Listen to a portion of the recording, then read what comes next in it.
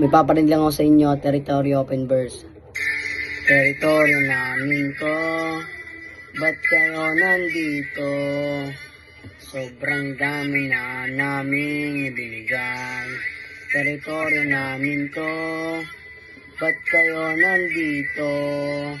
Ito'y tahanan namin.